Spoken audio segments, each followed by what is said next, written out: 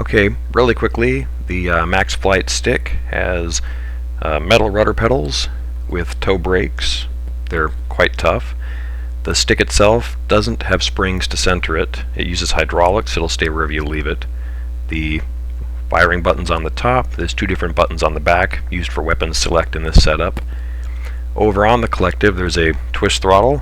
Works just like a motorcycle. The Collective itself goes up and down, again held in place with hydraulics. You can turn on the lights, adjust the governor RPM, and there's a starter button.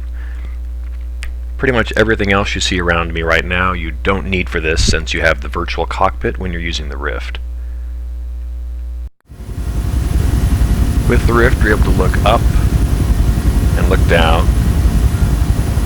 Look to your left, you can pivot your head all the way around, and to your right. The Razer Hydra tracks position, letting me lean right, lean left. You can sit up or hunch down, and you can lean forward to zoom.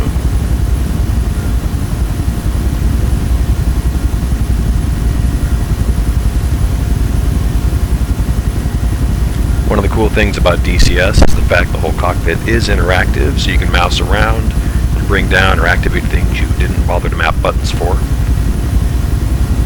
The controls map out pretty much one-to-one.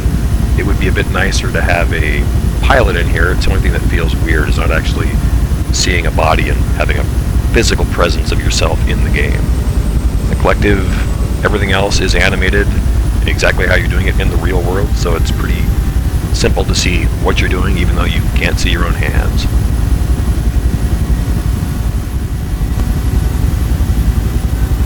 The 3D with VorpX is actually pretty weak in this version. I'd almost say it's more 2D than 3D. It's doing something, but not a whole lot. The low resolution of the Rift also comes into play here a bit. You really have to lean in to read the gauges, and some of the writing on the switches you're just not able to make out. One of the good things is, if you keep it centered up, the map is actually quite functional, and you can tell where you are and get your bearings without having to take the Rift off.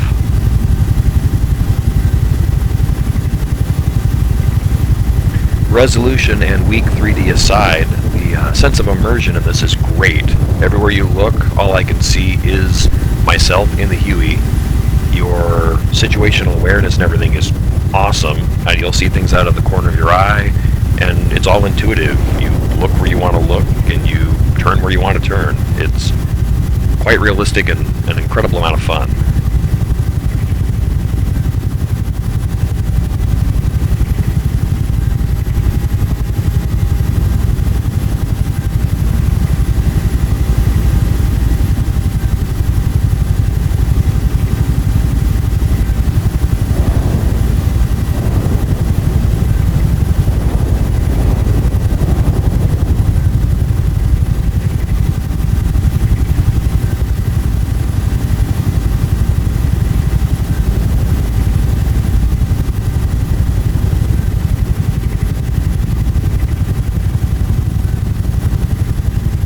As well as the rockets work, I'd have to say my favorite are the machine guns. There's something about just cutting loose and then swinging it back and forth using the rudder pedals to tear things up that is a ton of fun.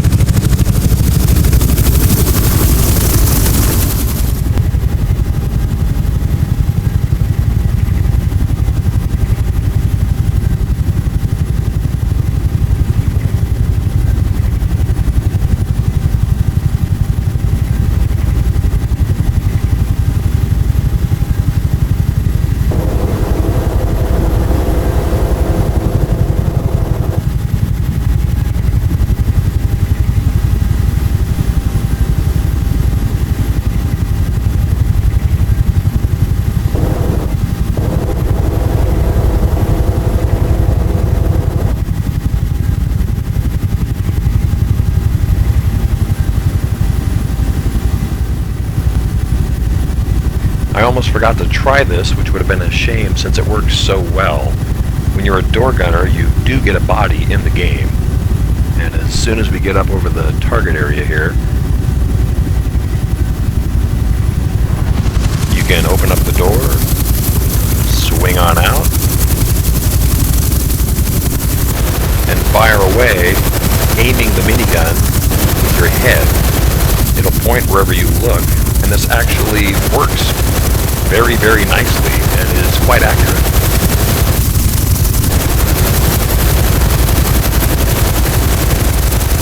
You just look at what you want to tear up and pull the trigger.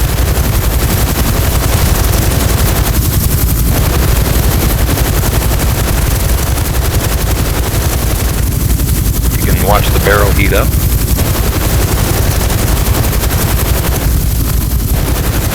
If you're feeling really brave, you can hang outside the chopper.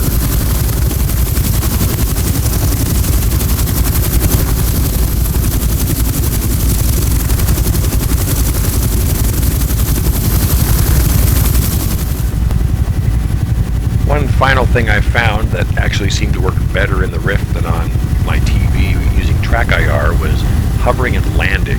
With the horizon taking up a considerable amount of your field of view, it was actually easier to keep the helicopter level and correctly oriented when coming into land. Not that this is the smoothest, but you get the idea.